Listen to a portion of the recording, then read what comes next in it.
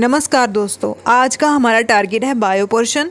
जो साइंस का आपका है उसमें हमने फिजिक्स और केमिस्ट्री को कंप्लीट करवा दिया है। इसमें हम न्यूट्रिशंस और इंस्पायरेशन और ट्रांसपोर्टेशन को लेके चलेंगे और जो विटामिन्स है उसकी हमने अलग से ट्रिक डाली हुई है और हम कम्युनिकेबल और नॉन कम्युनिकेबल की हम अलग से ट्रिक डालेंगे, वीडियो डालेंगे।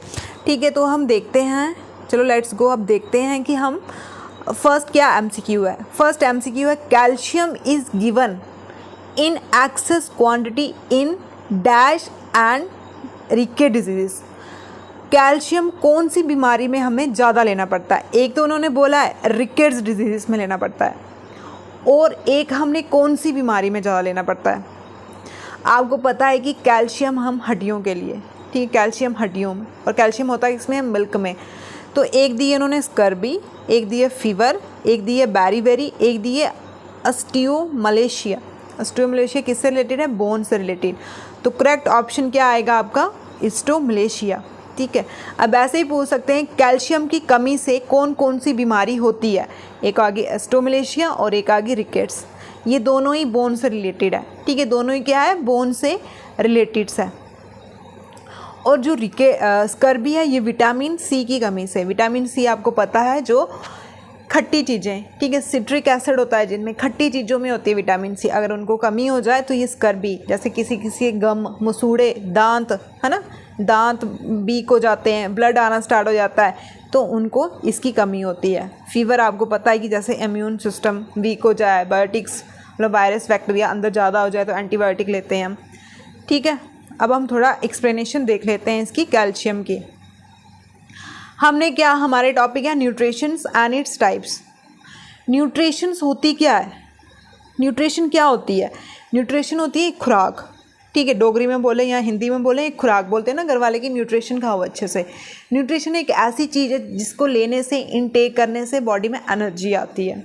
ठीक है, जिसको खाने से एनर्जी आती है, दूध को पीने से ताकत आती है, खाना खाने से ताकत आती है। ठीक है, तो इसमें कौन कौन सी टाइप्स आती हैं? Carbohydrates, fats, proteins, vitamins, minerals, water and roughage. Carbohydrates, fats, proteins, vitamins, minerals. ठीक, मैं ऐसे बेसिक बताती हूँ, फिर आगे एक्सप्लेन करती हूँ। पहले हम देखते हैं कार्बोहाइड्रेट्स। किससे बना है ये? दो वर्ड से, कार्बन और हाइड्रोजन से। कार्बोहाइड्रेट आपको क्या देते हैं? एनर्जी देते हैं। क्या देते हैं? ताकत देते हैं। ठीक है, एनर्जी देते हैं। कौन? कार्बोहाइड्रेट्स। ये किससे मिलता है? राइस से, पल्सेस से, चावल से, दाल से। उसके बाद जो प्रोटीन्स होती है, प्रोटीन किससे बनती है? ये अमीनो एसिड से। अमीनो एसिड का फार्मूला NH3। अमीनो एसिड से बनती है ये, और ये हमारी बॉडी को ग्रोथ, जैसे हमारी हाइट बनती है, बॉडी रिपेयर जैसे हमें लग जाती है तो हम दूसरे तीसरे दिन देखते हैं कि उस पर नई स्किन आ जाती है, वो भी किसके कारण? प्रोटीन, जैसे फिश, मिल्क, ग्रीन वेजिटेबल्स। ठीक, उसके बाद जो फैट्स होते हैं ऑयली चीज़ों में। फैट्स आपको पता ही है, ऑयली चीज़ें जितनी भी, जिससे मोटापा होता है। और विटामिन्स बीमारियों से लड़ते हैं, बीमारियों से। अभी जो कोरोना का टाइम चल रहा था, बोल रहे थे विटामिन खाओ, इम्यून सिस्टम को स्ट्रॉन्ग करो, विटामिन खाओ, इम्यून सिस्टम को स्ट्रॉन्ग करो, तो यही विटामिन्स। ठीक है, अब इसकी हम कुछ वाटर सॉल्युबल होती हैं और कुछ फैट सॉल्युबल होती हैं। ठीक है, उसको हमने स्पेशल ट्रिक से डाला हुआ है, तो आप प्लेलिस्ट में जाके चेक कर लेना। ठीक है, ये क्या करता है? बीमारियों के खिलाफ लड़ता है। ठीक है, बीमारियों के खिलाफ लड़ता है। ठीक है, ये थी कुछ न्यूट्रिशन की टाइप। जब हम इन सभी न्यूट्रिशन को बैलेंस करके लेते हैं, जैसे थोड़ा थोड़ा बोलते हैं दोपहर को ये खाओ, सुबह ये खाओ, शाम को ये खाओ, बैलेंस करके लेते हैं, उसको हम बोलते हैं बैलेंस डाइट। और उससे हमारी बॉडी का जो शरीर होता है वो ठीक रहता है। ठीक है, फिट रहता है। ठीक है, कुछ बेसिक। अब हम कैल्शियम देखते हैं। अब हमने मिनरल भी पढ़ा, तो मिनरल में क्या आ गया? पहला कैल्शियम आ गई, उसकी एग्जांपल। ठीक है, मिनरल आपको पता है जो अर्थ क्रस्ट से मिलते हैं। केमिस्ट्री में हमने पढ़ा कि जो हमारी अर्थ क्रस्ट क्या है? अर्थ की लेयर है। ठीक है, उधर से मिलते हैं मिनरल्स। इसमें फर्स्ट मिनरल आ गया कैल्शियम। कैल्शियम किसको? बोन को हेल्थ, हड्डियों को और दांतों को, बोन को और दांतों को हेल्थी रखने के लिए कैल्शियम और फॉस्फोरस। ठीक है, कैल्शियम और किस में? Blood clotting, muscle contract, heart beat, इन सभी में। 99%, 99 very very very important, 99% calcium किस में स्टोर होता है? बोन में, और बाकी वाला ब्लड में, मसल में, टिश्यू में, ठीक है। अब ऐसे पूछ सकते हैं कि बोन्स में कितना कैल्शियम होता है, 99। जो हमारी कैल्शियम ही होता है वो हड्डियों को बनाता है। कैल्शियम कहाँ से मिलता है? मिल्क से मिलता है, दूध से मिलता है। दूध पियो, हड्डियाँ मजबूत करो। अब ये एक और बीमारी जैसे ऑस्टियोमैलेशिया, ये होता है सॉफ्टनिंग द बोन, जिसकी बोन सॉफ्ट हो जाती है, पतली पतली हो जाती है, ठीक है। उसको प्रॉब्लम होती है विटामिन डी की कमी, ठीक है, और कैल्शियम की। विटामिन डी आपको सनलाइट से मिलती है, ठीक है। विटामिन डी आपको सनलाइट से मिलती है, ये भी पूछ सकते हैं। अगर ऑप्शन में कैल्शियम ना हो तो विटामिन डी को टिक लगा देना, ठीक है। उसके बाद रिकेट्स। रिकेट्स जो आपके स्केल्टन वगैरह ऐसे वो हो जाते हैं, थोड़े वीक बढ़ जाते हैं, बोलते हैं ना गैंठिया हो गया, घुटनों में दर्द हो गया रिकेट्स। वो भी विटामिन डी और कैल्शियम और फॉस्फेट, ठीक है। फॉस्फेट, सॉफ्ट बोन हो जाती है, स्केल्टन जो ख़राब हो जाते हैं हमारे। Vitamin D help your body absorb calcium and phosphate from your intestine. Vitamin, अगर ऐसे पूछें कि विटामिन डी का कैल्शियम और फॉस्फेट में क्या रोल है, तो क्या रोल है? वो इंटेस्टाइन, मतलब वो इस चीज़ को, जैसे मिनरल्स आप खाते हो कैल्शियम को, उसको अब्जॉर्ब करने में, जैसे सनरे आपकी बॉडी में पड़ेगी, ये जैसे आप खड़े हो तो सनरे बॉडी में पड़ेगी, तो जो आपने कैल्शियम खाया होगा उसको अब्जॉर्ब करने में। अब कोई चीज़ अब्जॉर्ब होगी, डाइजेशन होगी अच्छे से, तभी काम करेगी, ठीक है। उसको अब्जॉर्ब करवाने में कौन हेल्प करता है? Vitamin D. ऐसे पूछ सकते हैं कैल्शियम को अच्छे से अब्जॉर्ब करने में कौन हेल्प करता है? Vitamin D. तो विटामिन डी और कैल्शियम दोनों मिलके हड्डियों के लिए। You can get vitamin D. Vitamin D हमें कहाँ से मिलती है? मिल्क से मिलती है, एग से मिलती है, फिश से मिलती है, और उसके बाद सनलाइट से, सूरज की रोशनी से, ठीक है। ये बीमारी है ऑस्टियोमैलेशिया। अब स्कर्वी। स्कर्वी हमें पता है कि विटामिन सी से, सी होती है, सी की कमी से, विटामिन सी जो होती है इसका नाम है एस्कॉर्बिक एसिड, और जो भी खट्टी चीज़ें होती हैं उससे, ठीक है, उससे, ठीक है, जो भी खट्टी।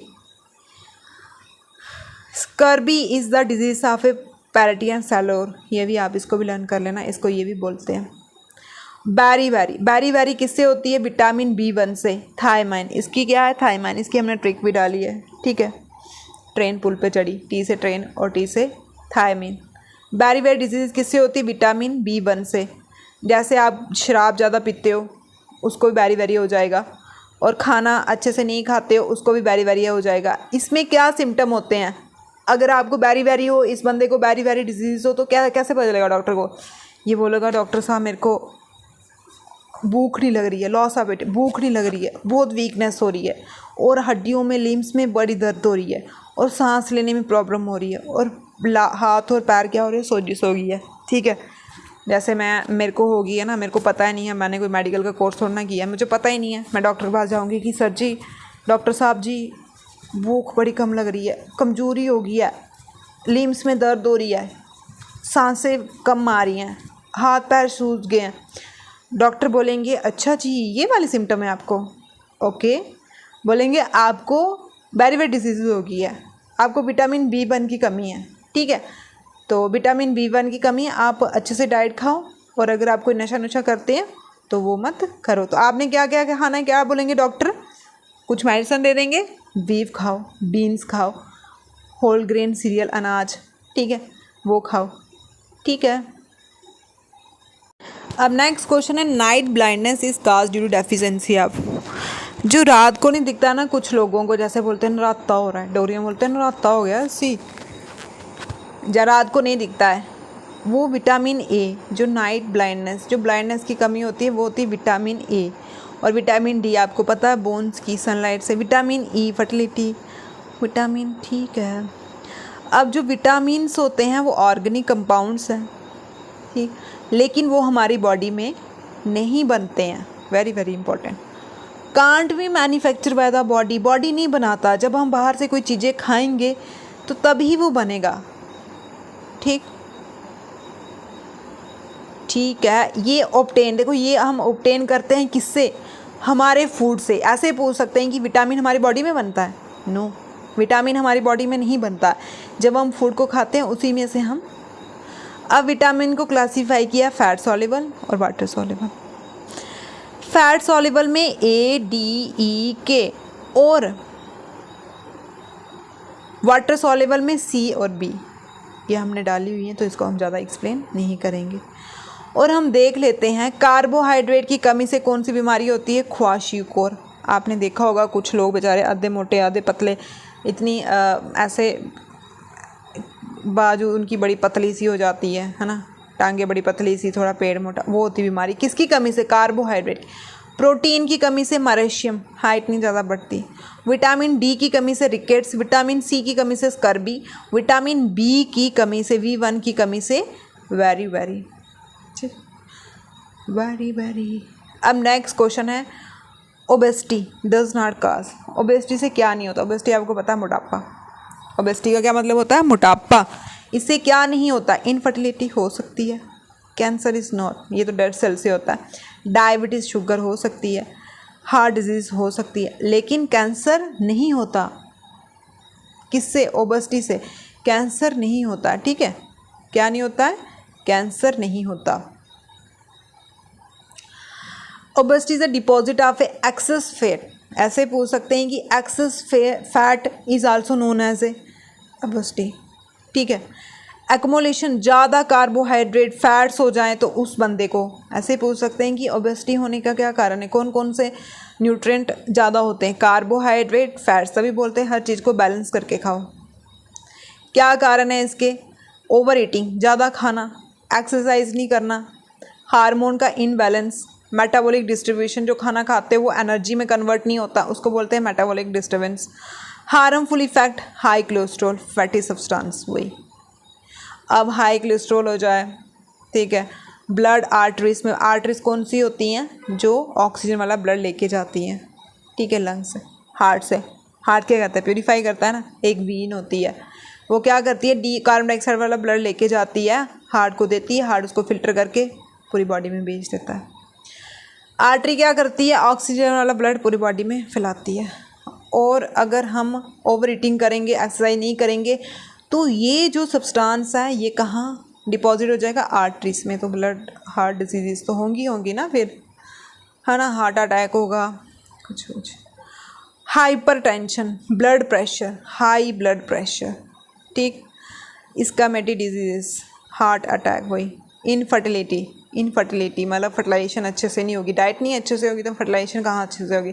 डायबिटीज़, अगर आपका खाना नहीं अच्छे से डाइजेस्ट हो रहा है तो इंसुलिन कहाँ से सिक्रीट होता है, पैनक्रियाज से। वो ही नहीं सिक्रीशन होगी उसकी, अगर उसकी सिक्रीशन अच्छे से नहीं होगी तो डायबिटीज़ हो जाएगी। पूछ सकते हैं कि डायबिटीज़ के लिए कौन सा हार्मोन, इंसुलिन, कहाँ से रिलीज़ होता है, पैनक्रियाज से, रिस्पायरेटरी, सांस लेने में प्रॉब्लम। लेकिन ओबेसिटी से कैंसर नहीं होता, कैंसर डेड सेल से होता है। ठीक है, क्वेश्चन है कि water soluble vitamins, vitamin A, B, D, E. तो इसमें बी और सी जो है वाटर सॉल्युबल हैं, बाकी वाले फैट सॉल्युबल हैं, ये हमने पढ़ लिया अभी। ठीक है, अब उसके बाद है group of eatable, each member of rich in iron, जो आयरन में रिच होते हैं। ठीक है, आयरन की कमी से कौन सी बीमारी होती है, अनीमिया।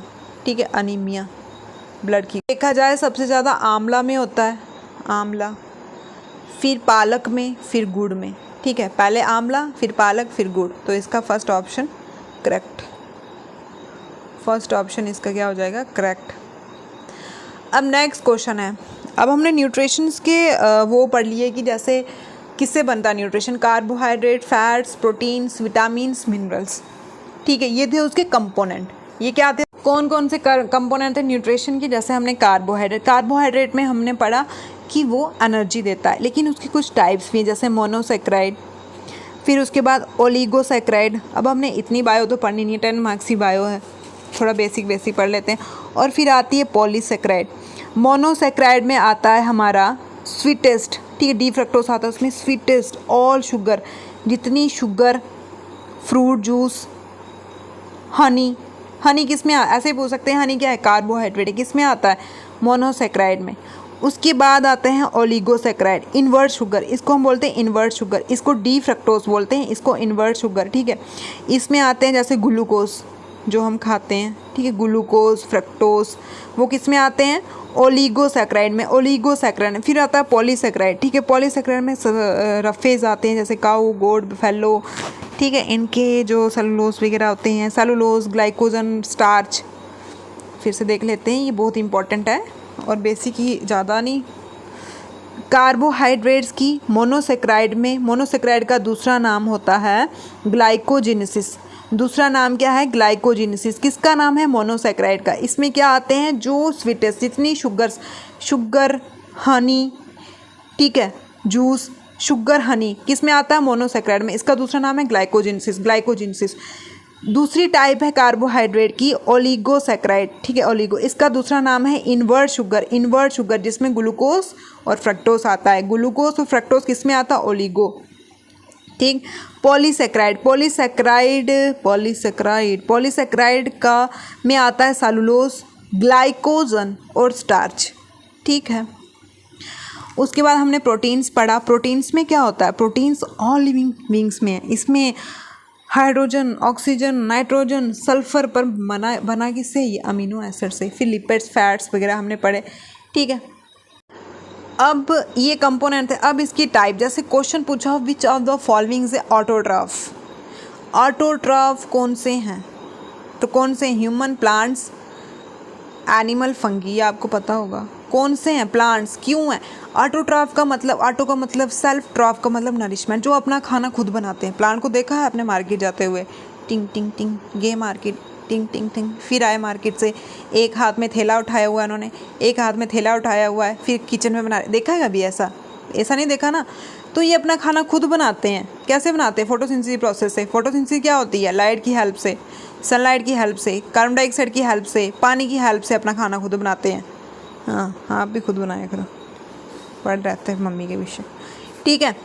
तो जो अपना खाना खुद बनाते हैं उसको प्लांट्स बोलते हैं। हिट्रोट्रॉफ, हिट्रोट्रॉफ्स में कौन आता है? Human beings. हिट्रोट्रॉफ मतलब दूसरों पे डिपेंड, जैसे ह्यूमन बींग्स, एनिमल्स होते हैं, हम लोग इस पे डिपेंड है। अब राइस होगी, वीट्स हो गए, फिर उसको हम पकाएंगे, फिर खाएंगे ना, तो हम दूसरों पे डिपेंड है, तो होता है हिट्रोट्रॉफ। हिट्रोट्रॉफ में 3 टाइप्स आती हैं। कौन कौन? एक आता है हार्बीवोरस, जो सिर्फ घास खाते हैं। एक आता है ओमनीवोरस, जो दोनों खाते हैं, ठीक है। और एक आता है कार्निवोरस, जो सिर्फ मीट खाते हैं, टाइगर, लायन, ठीक है। फिर आते हैं फंगीज। फंगी क्या होते हैं? जैसे सैप्रोट्रॉप्स, ठीक है, सैप्रोट्रॉप्स, जहाँ फिर डीकम्पोज, जो डेड डिकेइंग चीज़ें खाते हैं, जो डेड डिकेइंग चीज़ें खाते हैं, जैसे अर्थवॉर्म होगी, फंगी होगी, ठीक, गली सड़ी चीज़ें खाते हैं, उनको हम सैप्रोट्रॉप बोलते हैं या डीकम्पोजर बोलते हैं, उसमें फंगस आता है, ठीक है। ये थी टाइप्स उसकी। अब है which of the following factor is necessary for healthy person. अगर आपको हेल्थी रहना तो आपको क्या क्या चीज़ें ज़रूरी है ना? तो आपको वैक्सीनेशन होनी चाहिए, बैलेंस डाइट होनी चाहिए, पर्सनल हाइजीन होने चाहिए। ऑल द अबव आंसर आ जाएगा इसका करेक्ट। वैक्सीनेशन क्या करती है? आपके इम्यून सिस्टम को स्ट्रॉन्ग करती है। बैलेंस डाइट, अगर आप कार्बोहाइड्रेट्स जो आपको एनर्जी देता है, प्रोटीन जो आपकी ग्रोथ करता है, मिनरल्स जो आपकी बोन्स उनको हेल्प करता है अच्छे से, विटामिन जो बीमारियों से लड़ता है, फैट्स जो आपके मोटापा नहीं बोल सकते हैं, पर हर चीज़ को अगर बैलेंस से लोग, आपकी डाइट हेल्थी रहेगी। ये नहीं है कि एक चीज़ को ज़्यादा खाना, दूसरी चीज़ को कम, और साफ़ सफाई, ठीक है। इसका आंसर आएगा ऑल द अबव। वैक्सीनेशन आपको इन्फेक्शन से बचाती है, ठीक है। Balance diet, balance diet give your body nutrient need to function correctly, है ना, तो सारे फंक्शन वो करेक्टली करेंगे, ठीक है। पर्सनल हाइजीन तो आपको पता ही है, ब्रशिंग करना, ये वो, ठीक है। उसके बाद है कौन सी बीमारी है जो हीमोग्लोबिन की कमी से होती है? हीमोग्लोबिन, हीमो का मतलब होता है आयरन। ये किस में प्रेजेंट होता है? रेड, आरबीसी, जो ब्लड होता है उसका कलर रेड है। क्यों है? क्योंकि उसमें हीमोग्लोबिन है। हीमोग्लोबिन जिसमें आयरन, आपने देखा होगा कि अगर आप एप्पल और बनाना को काट के रख दो तो दूसरे दिन वो रेड हो जाता है। क्यों होता है रेड? क्योंकि उसमें आयरन होता है। तो आयरन से क्या होता है? कलर रेड हो जाता है। तो तभी हमारे जो ब्लड है उसमें आयरन होता है, ठीक है। हमारा जो ब्लड है उसमें आयरन होता है, किसकी वजह से? हीमोग्लोबिन की। अगर उस चीज़ की कमी हो जाए तो आपको कौन सी बीमारी होती है? अनीमिया, ठीक है, अनीमिया। खून की कमी से कौन सी बीमारी होती है? अनीमिया। अब हम देखते हैं, anemia is a lack of enough red blood cell, जो कम हो जाते हैं उसको हम बोलते हैं। अगर आपको जैसे अनीमिया, आपको क्या? फैटिग, वीकनेस, स्किन येलो हो जाएगी, हार्ट बीट इरेगुलर हो जाएगी, ठीक है, चेस्ट पेन होगी, हाथ ठंडे पड़ना होगे, सर दर्द होगी, ये होगी अनीमिया, ठीक है। ये आ गया आपके। अब मलेरिया, मलेरिया किससे होता है? प्रोटोजोआ से, मॉस्किटो से है ना, प्लाज्मोडियम मॉस्किटो से होता है ये प्रोटोजोआ से। कौन से प्रोटोजोआ से कौन सा मॉस्किटो है? Female mosquito Anopheles. बहुत बार पूछा हुआ है कि मलेरिया का कौन सा एनोफिलस प्रोटोजोआ डिजीज़ है, मॉस्किटो डिजीज़ है। ऐसे पूछ सकते हैं मलेरिया कौन सी डिजीज़ है? वायरल, बैक्टीरियल, प्रोटोजोआ मतलब कि जिससे काटने से, मॉस्किटो के काटने से। कौन सी mosquito? Female mosquito Anopheles. Rabies आपको पता है कुत्ते के काटने से, ठीक है, ये एक वायरस डिजीज़ है, ठीक है, डेडली वायरस डिजीज़ है, जैसे कुत्ता काट लेगा उसको वाटरफोबिया भी हो जाता है। कोलोरा, ये क्या है? ये बैक्टीरिया डिजीज़ है कोलोरा। ये गंदा पानी पी लोगे आप, डिहाइड्रेशन हो जाएगी आपको, ठीक है, कोलोरा। अब इसके बाद आता है, हमने पढ़ लिया न्यूट्रिशन और उसकी टाइप्स भी और उसके कंपोनेंट। अब आता है हमारा रिस्पायरेटरी सिस्टम, ठीक है। इन्होंने बोला हुआ है कि organ of the human respiratory system top to bottom, ठीक है, टॉप टू बॉटम। डायग्राम नहीं है यहाँ पे, ठीक है, टॉप टू बॉटम लगाओ। पहले मैं आपको इसकी डायग्राम कैसे होगी? इसकी डायग्राम होगी ऐसे, रिस्पायरेटरी सिस्टम की, ऐसे ऐसे ऐसे, ठीक है। यहाँ आएगा आपका लेरेंस, मतलब ये फेरेंक्स होगा पूरा गला, फिर यहाँ पे लेरेंस, इसके नीचे आएगा ट्रैकिया, ठीक, और फिर ये लंग्स होंगे जो इसमें बबल्स से बने होंगे, वो होती है एल्वियोली। फिर ये नीचे डायफ्रैगम, ये लंग्स हैं आपको पता, और यहाँ पे आएगी ब्रोंचिस। सबसे पहले क्या आ रहा है? लेरेंक्स, फिर ट्रैकिया। अब हम देख लेते हैं, इन्होंने बोला अरेंज करके लगाओ। सबसे पहले क्या आएगा? लेरेंस, ट्रैकिया, लंग्स, फिर डायफ्रैगम, ठीक है। लंग्स ऐसे नीचे ये वाला होता है डायफ्रैगम, ये लंग्स, और ऊपर यहाँ से नाक से सांस आएगी, फिर लेरेंक्स में जाती है, लेरेंक्स को हम वॉइस बॉक्स बोलते हैं। फिर उसके बाद ये जो है ना, ये ट्रैकिया है, और इसको ब्रोंची, और इसके बीच में ऐसे गोलू से बने होते हैं, ऐसे जैसे ब्रांच होती है ना, उसके आगे बैलून से लगे होते हैं, उसको एलिवोली बोलते हैं, और ये डायफ्रैगम, ठीक है। अब इसी को हम देखते हैं क्या आएगी, 4 3 1 2, ये आ गया हमारा correct option. 4 3 1 2, 3 option is correct, ठीक है। अब इन्होंने बोला सबसे पहले आता है नॉस्ट्रिल और नसल कैविटी, उसी से जो हवा होती है वो अंदर जाती है। कौन सी हवा? ऑक्सीजन। फिर लेरेंक्स गले के पास होता है, जिसको हम वॉइस बॉक्स भी बोलते हैं, और जो हेल्प करता है कफिंग और रफेज, ठीक है, और आवाज़ को प्रोड्यूस करता है। ट्रैकिया 12 सेंटीमीटर की होती है, ट्री की तरह होती है, ठीक। और लंग्स आपको पता है जो लार्जेस्ट आर्गन स्किन भी है और लंग्स भी है हमारा, उसमें डक्ट होते हैं, एल्वियोली डक्ट। हमने बोला ना ऐसे करके होता है लंग्स, और इसमें ऐसे होते हैं, एल्वियोली डक्ट होते हैं, ठीक है, चेस्ट कैविटी में होता है। डायफ्रैगम जो नीचे फ्लोर में प्रेजेंट होता है, ऐसे हो गया ना लंग्स, ऐसे लंग्स, तो इसके नीचे फ्लोर में ये हड्डी सी होती है ऐसे, इसको डायफ्रैगम बोलते हैं, ठीक है।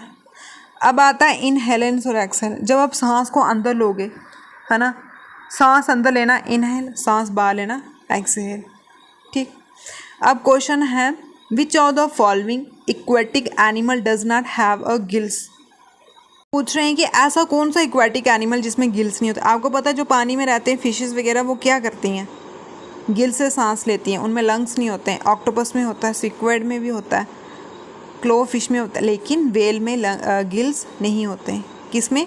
वेल मछली होती है ना, उसमें नहीं होते हैं, वेल मछली में नहीं होते हैं। वेल मछली में gills are respiratory organ found in most aquatic organism. ऐसे पूछ सकते हैं, रिस्पायरेटरी ऑर्गन हैं जो पानी में रहते हैं। ये जो आपको पता है कि पानी किससे बना है? हाइड्रोजन और ऑक्सीजन। तो पानी में जो ऑक्सीजन डिज़ोल्व होती है, वहाँ से ये पानी लेते हैं, सांस लेते हैं, ऑक्सीजन लेते हैं और कार्बन डाइऑक्साइड को बाहर निकालते हैं। ये ऑक्टोपस, क्लेफिश, टेट्रापोल्स सभी में। लेकिन एक्सेप्शन इज़ वेरी इंपॉर्टेंट। जो वेल है ना, उसमें लंग्स होते हैं, वो लंग्स में, अब देखो पानी में रह रही है और इसमें लंग्स हैं, लंग्स से सांस ले रही है ये, ठीक है। अब हम देख लेते हैं, जैसे अर्थवर्म है, ये बहुत बार पूछा हुआ। अर्थवर्म स्किन से सांस लेती है, वेल लंग से लेती है, स्पाइडर और स्कॉर्पियन ये बुक लंग से, कॉकरोच ट्रैकिया से, टेट्रापोल फिश प्रॉन ये गिल से, फ्रॉग स्किन से भी, लंग से भी। एम्फीबियन और एनिमल्स एंड वर्ड्स लंग्स से, एक बार, earthworm skin, earthworm skin, earthworm skin, whale lung, lung, lungs, ठीक है। Lungs is very important and exceptional case, whale is lung, whale is lung because present in aquatics, ठीक है। Aquatic में रहने के बावजूद भी ये लंग से सांस ले रही है, तो ये आपके लिए इंपॉर्टेंट हो जाता है। फ्रॉग स्किन से भी, लंग से भी, और एम्फीबियन, एनिमल्स, बर्ड्स ये लंग से ही सांस लेते हैं, ठीक है, ठीक है, ठीक है, ठीक है, ठीक है। जो लंग्स है वो थर्ड लार्जेस्ट है, फर्स्ट स्किन, सेकंड लीवर और थर्ड लंग्स। अब हम पढ़ रहे हैं रिस्पायरेटरी सिस्टम। रिस्पायरेशन होता क्या है? रिस्पायरेशन होता है जब हमने ब्रीथिंग, ब्रीथिंग कौन सा सिस्टम होता है? ऑक्सीजन लेना, कार्बन डाइऑक्साइड बाहर छोड़ना, ऑक्सीजन लेना, कार्बन डाइऑक्साइड बाहर छोड़ना, ऑक्सीजन लेना, कार्बन डाइऑक्साइड बाहर छोड़ना। प्लांट्स कार्बन डाइऑक्साइड लेते हैं, ऑक्सीजन छोड़ते हैं, लेकिन नाइट में ही उल्टा हो जाता है। ब्रीथिंग सिस्टम से जब हम ऑक्सीजन लेते हैं, ध्यान से सुनना, रिस्पायरेशन क्या होता है जो आपके टॉपिक में है। ब्रीथिंग सिस्टम में जब हम ऑक्सीजन लेते हैं, हमने खाना खाया होता है, ग्लूकोज खाया होता है, खाना फूड क्या है? ग्लूकोज है। और जब ये ऑक्सीजन जाती है, इसकी हेल्प से जो खाना होता है वो टूटता है। फूड क्या होता है? ऑक्सीडाइज होता है, ब्रेक डाउन होता है, ऐसे बोल सकते। ऑक्सीडाइज होता है या ब्रेक डाउन।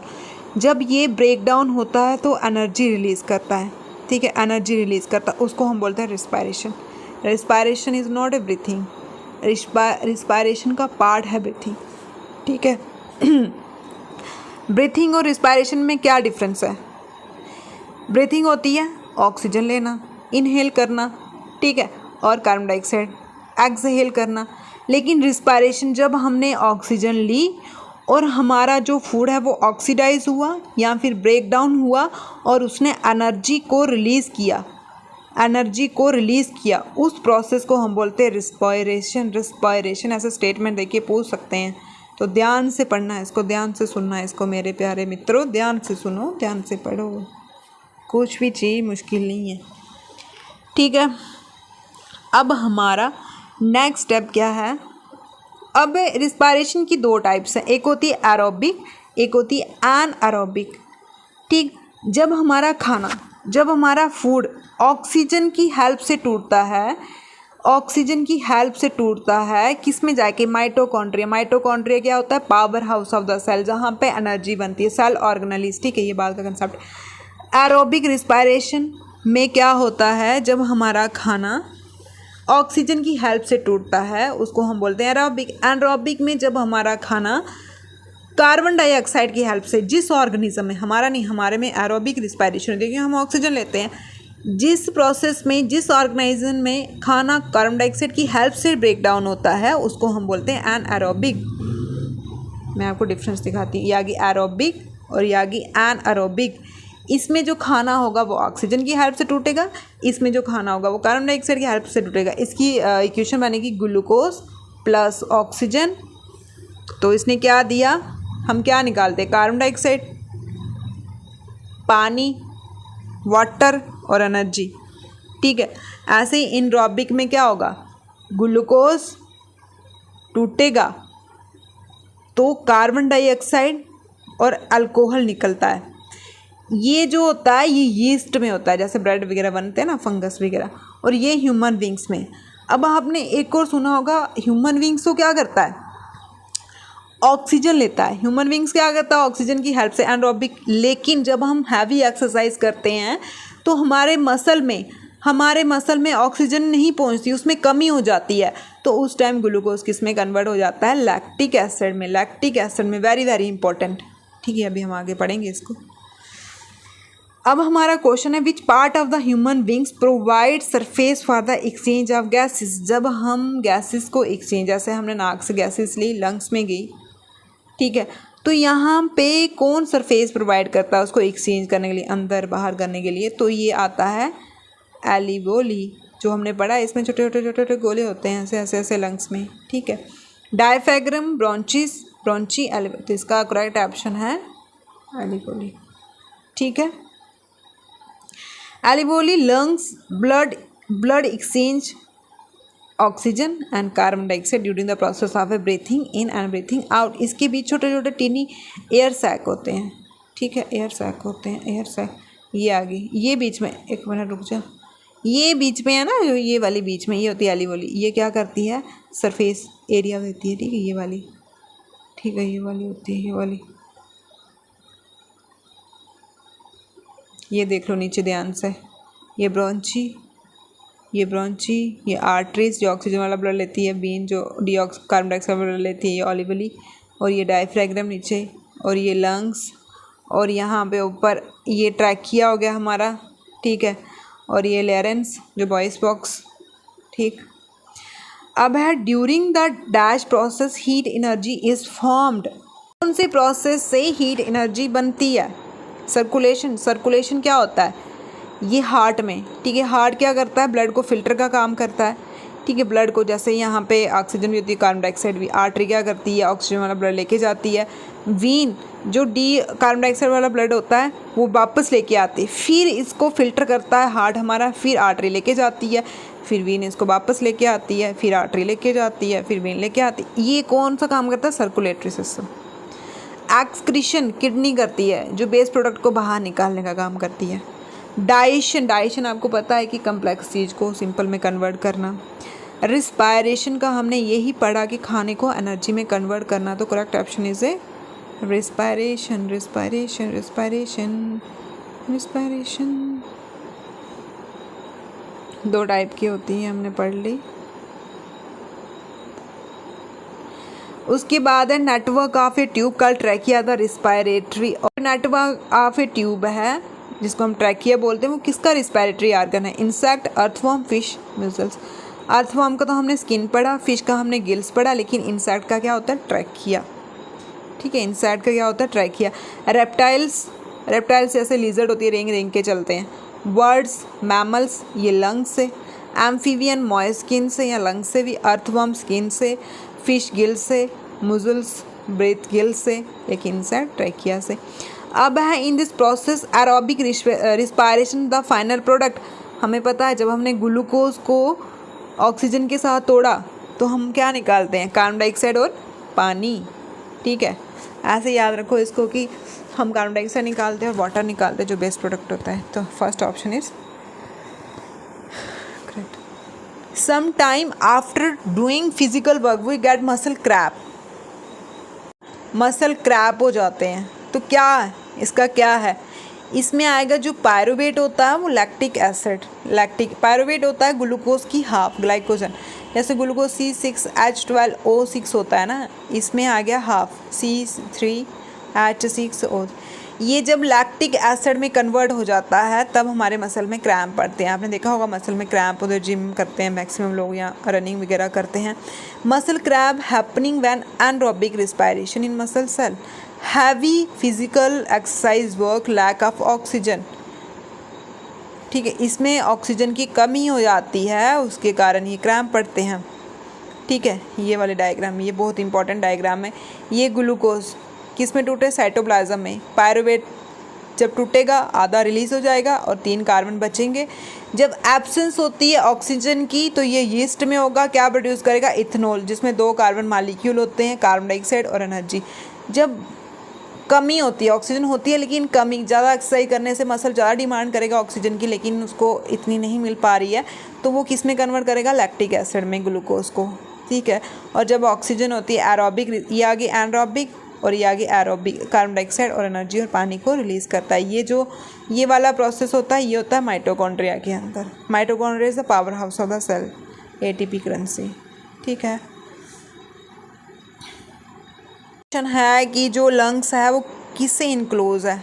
तो ये आ गया हमारा प्यूरल मेम्ब्रेन, थर्ड ऑप्शन, ठीक है। ये वाली मेम्ब्रेन होती है, ये वाले मसल्स होते हैं इसमें, ठीक है, ठीक है, प्यूरल मेम्ब्रेन्स। ये था हमारा रिस्पायरेटरी सिस्टम और उसके बाद न्यूट्रिशंस की कुछ टाइप्स। नेक्स्ट में हम ट्रांसपोर्टेशंस और साथ में एनर्जी के बारे में पढ़ेंगे। प्लीज़ फ्रेंड्स, अगर आपको अच्छा लगता है तो लाइक और शेयर कर दो। Thank you.